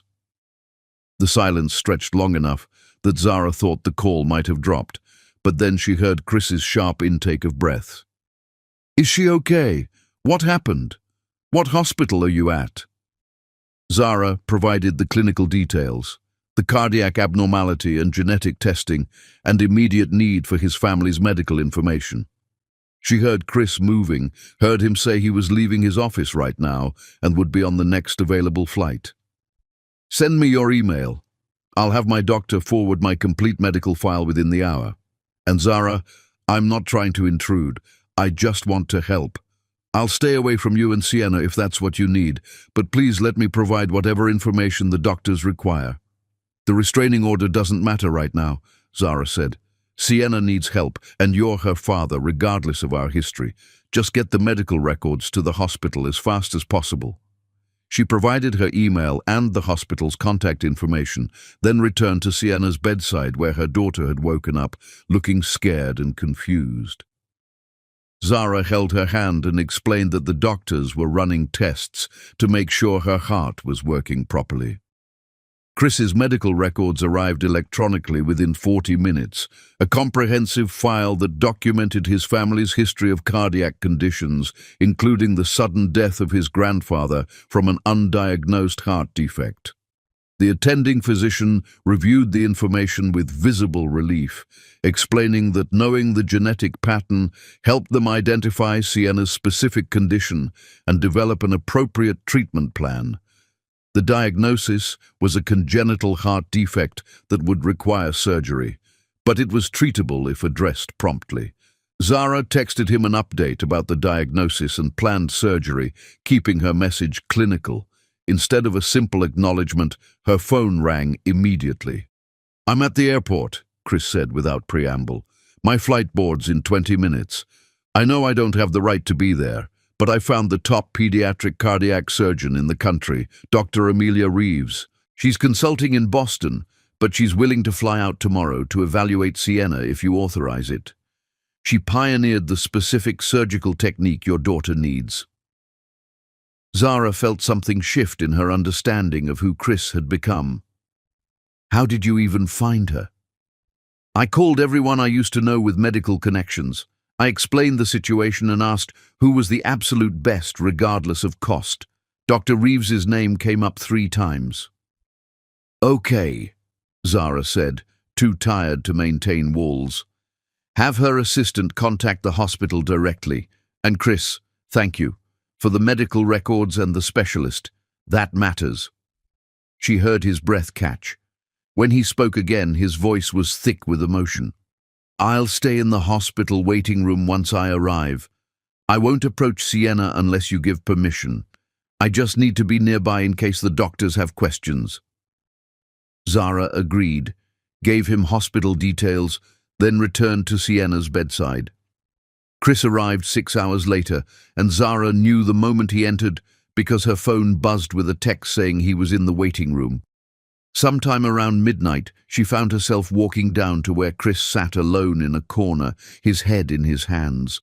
They stared at each other across the sterile waiting room, and all the practiced speeches evaporated in the face of shared terror for their daughter. "She's stable," Zara said quietly. "The surgical team is preparing for the operation in 2 days." Chris stood, but made no move to approach. "Is there anything I can do?" "You already helped," Zara replied. "The specialist you found is consulting on Sienna's case. Your medical records gave them critical information. You've done everything a father could do." The word father hung between them. Chris's eyes filled with tears. "Can I see her? Just for a minute. I won't wake her." Zara should have said no. But standing in that waiting room watching Chris barely hold himself together, she couldn't deny him this small thing. 5 minutes, but if she wakes up, you leave immediately." She led him to the pediatric intensive care unit, signed him in as immediate family, then stood by the door while Chris approached Sienna's bedside with cautious reverence. He looked at their daughter for a long moment, taking in her small face and the machines tracking her vital signs. When the 5 minutes ended, Chris thanked Zara with his eyes and left without protest. She found him in the hallway afterward, his back against the wall. "She's so small," he said. "So fragile and perfect. How do you survive the fear of loving someone that much?"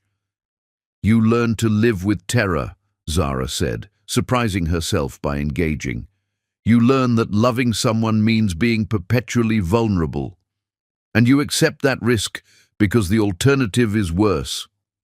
They stood together in that hospital corridor, two people bound by a daughter and separated by history too painful to simply forget. And for the first time since Zara had walked away from Chris's office 4 years ago, they were simply two terrified parents. Chapter 9. Rebuilding Trust. Sienna's surgery lasted 7 hours, and Chris never left the surgical waiting room despite Zara telling him repeatedly that he didn't need to stay. But Chris remained in that uncomfortable chair, his presence becoming a quiet constant that Zara found simultaneously comforting and unsettling.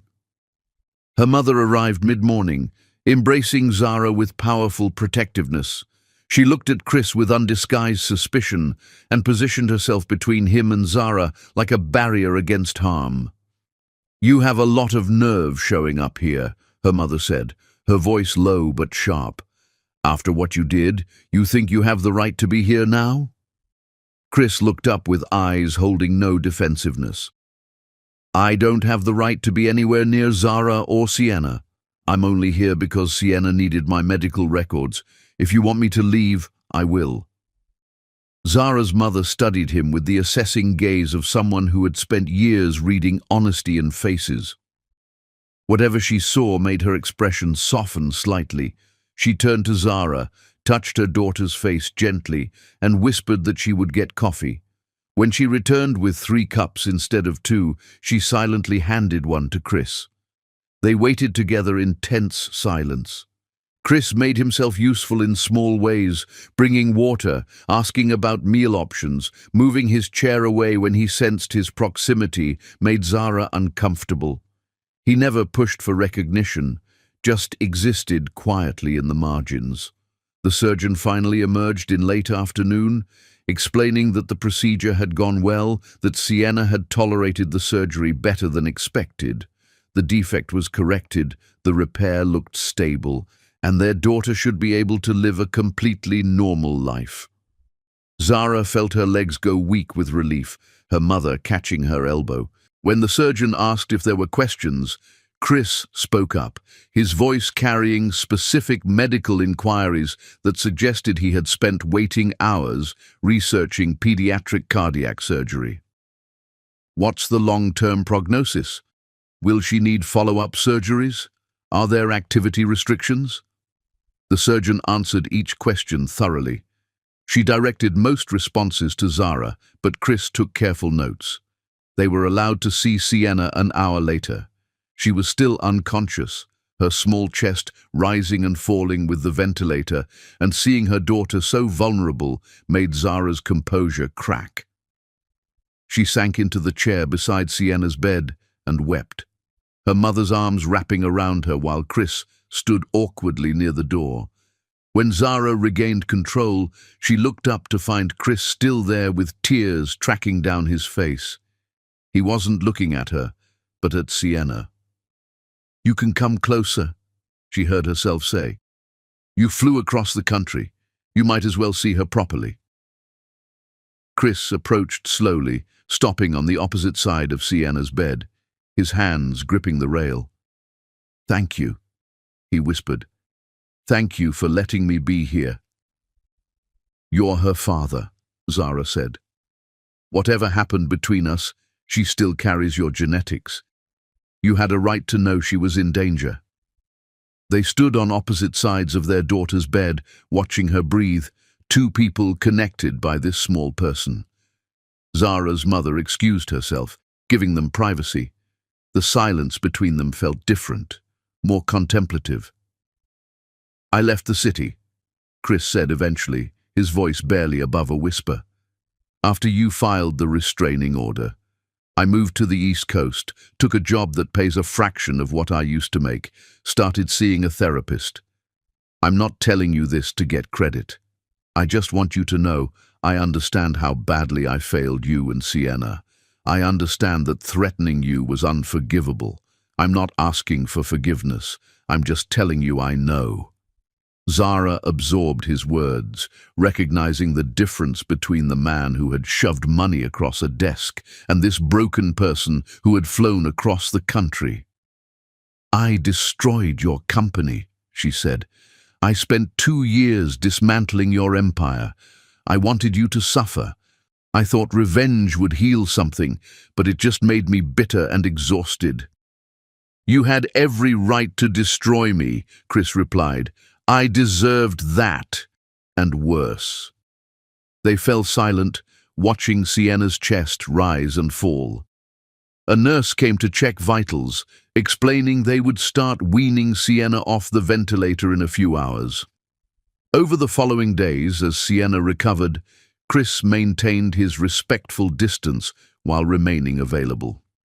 He stayed at a hotel, came during visiting hours, but left promptly when asked, brought food for the nursing staff. He never tried to introduce himself to Sienna, just existed in the background as quiet support. Sienna woke fully on the 3rd day post-surgery, confused but alive. She asked questions with direct curiosity, and Zara explained that the doctors had fixed something in her heart. Sienna accepted this with resilience, more interested in cartoons. Chris was there during one of Sienna's waking periods, standing near the window, and when Sienna noticed him, she tilted her head with recognition.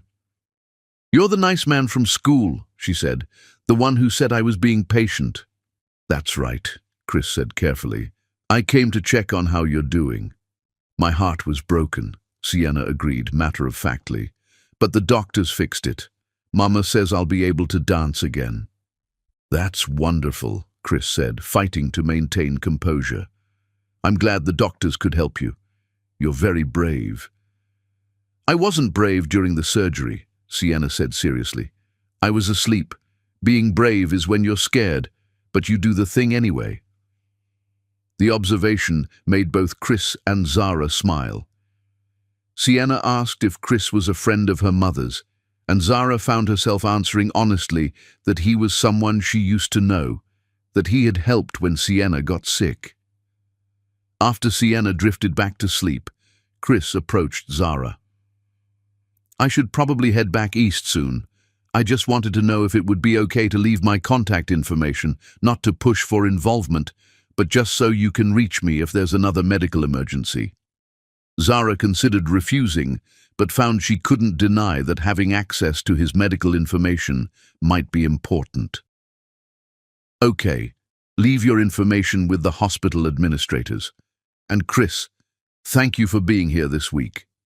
His eyes filled with tears he didn't try to hide. The next morning, Zara found he had checked out and returned to wherever he now lived, leaving behind medical documents and a note thanking the nursing staff. Sienna's recovery progressed faster than expected.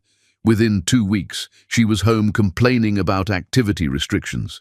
Zara found herself thinking about Chris more than she expected, wondering how he was processing having met his daughter so briefly. She didn't contact him, but she kept his information in her phone, an acknowledgement that some connections couldn't be completely severed. And late at night, when Sienna was sleeping peacefully, Zara allowed herself to consider the possibility that people could change. That maybe someday there could be space for Chris to know his daughter in ways that didn't damage anyone. It wasn't forgiveness, not yet and possibly never, but it was the first softening, the first recognition that the future didn't have to be dictated entirely by the past. Chapter 10. The Beginning. The call came on an ordinary afternoon 6 months after Sienna's surgery, Chris's name appearing on Zara's phone screen for the first time since he had left the hospital with nothing but gratitude and goodbye. Zara stared at the incoming call for 3 rings before answering, her voice carefully neutral. Chris sounded nervous, his words coming slightly too fast as he apologized for calling and asked if she had a moment to talk. Sienna has been asking questions about her father, Zara heard herself say before Chris could continue. Not constantly, just the kind of age-appropriate curiosity kids develop when they notice their family structure looks different. She's asked why she doesn't have a daddy when her friends do, whether her father knows she exists. The silence stretched long enough that Zara thought she had made a mistake, but when Chris spoke, his voice carried careful consideration rather than desperate eagerness. How do you want to handle that? What feels right to you? Because I don't want to complicate your life or confuse Sienna. But if she's asking questions, I also don't want my absence to create a void that gets filled with fantasies. I don't know what the right answer is, Zara admitted. Part of me wants to protect her from the complicated truth. But another part thinks that's my damage to process, not hers. She deserves to know she has a father who exists, who knows about her. We're different, Chris repeated, past tense. Are different, Zara corrected after a long pause. Present tense, because I've been thinking about this for months. Thinking about what Sienna needs versus what I need. And I don't have good answers, but I'm starting to believe that keeping you completely out of her life forever might not be the protective choice I convinced myself it was. She heard his breath catch. What does that mean? Practically. I don't know yet, Zara said honestly. Maybe it means meeting once, somewhere neutral, so Sienna can see that her father is a real person who cares about her existence. Maybe it means occasional updates about her development. Maybe it means nothing more than me telling her the truth in age-appropriate terms. I genuinely don't know. They talked for nearly an hour. Chris asked careful questions about what Sienna was like, what made her laugh, what she struggled with. Zara found herself answering with honesty that surprised her, describing their daughter in detail. She told him about Sienna's obsession with dinosaurs, her fear of thunderstorms, the way she insisted on wearing mismatched socks because matching is boring. Chris listened with focused attention, occasionally asking questions that revealed how deeply he wanted to understand. When Zara mentioned Sienna's love of stories about dragons, Chris admitted he had been buying children's books for months, a collection he would probably never give to Sienna but couldn't stop acquiring. I know it's pathetic, building a library for a child I might never read to, but it makes me feel connected to her somehow. The admission made Zara's chest tighten with emotions she couldn't fully identify. The man who had threatened her wouldn't have bought children's books he might never use.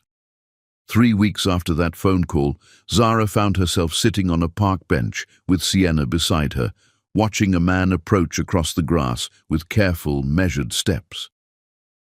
She had called Chris 2 days earlier with a simple proposal. He could meet Sienna, briefly and in public, with no promises about future contact. Just an introduction. Sienna had been excited and nervous when Zara explained that morning that they were going to meet someone special, someone who had been asking about her. Zara had kept the explanation age-appropriate, saying this was a man who cared about Sienna very much but hadn't been able to be part of her life until now.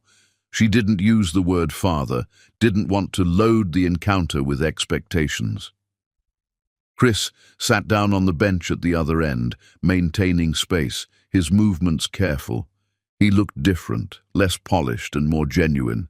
When he spoke, his voice was gentle and uncertain. Hi, Sienna. My name is Chris. It's really nice to finally meet you. Sienna studied him with frank curiosity. You were at the hospital, she said after a moment. When my heart was broken, Mama said you helped the doctors fix me.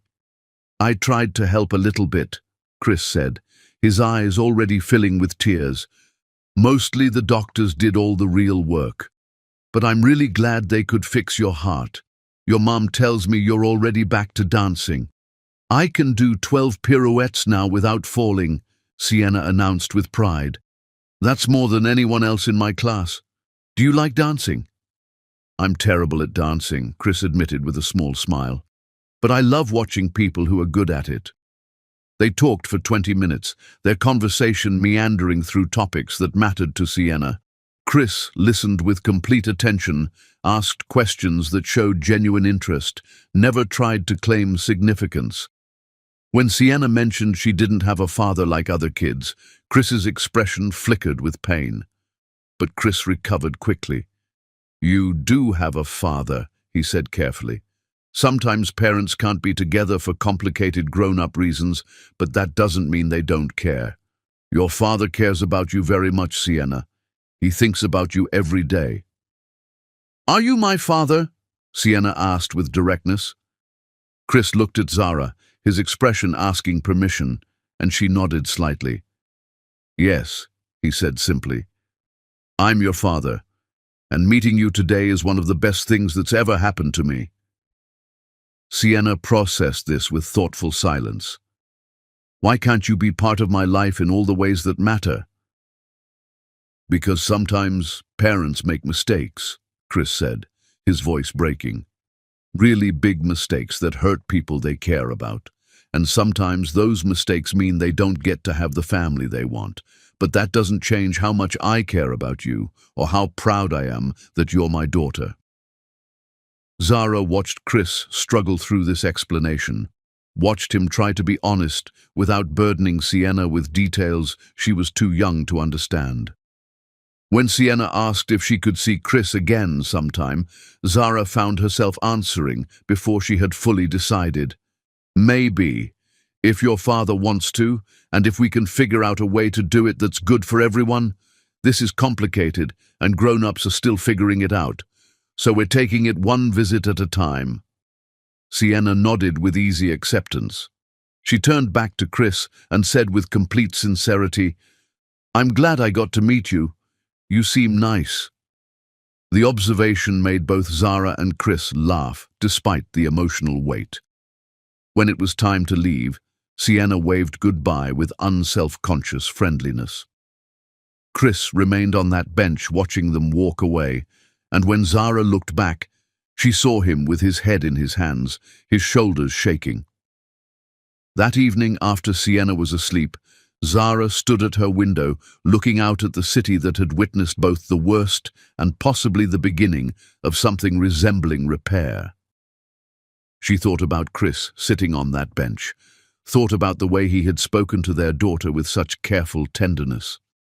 Zara didn't have answers, only questions and recognition that some wounds never fully healed, but could perhaps scar over in ways that allowed movement. Chris would never be the father Sienna deserved, would never undo the damage, would never fully earn forgiveness that Zara wasn't sure she could give. But maybe he could be something smaller and more realistic, a flawed person who had learned from catastrophic mistakes and was willing to show up with no expectations. The future was uncertain, potentially painful, definitely complicated. But standing at her window with Sienna sleeping peacefully, Zara allowed herself to believe that some bridges burned so completely that all you could do was learn to walk on ash.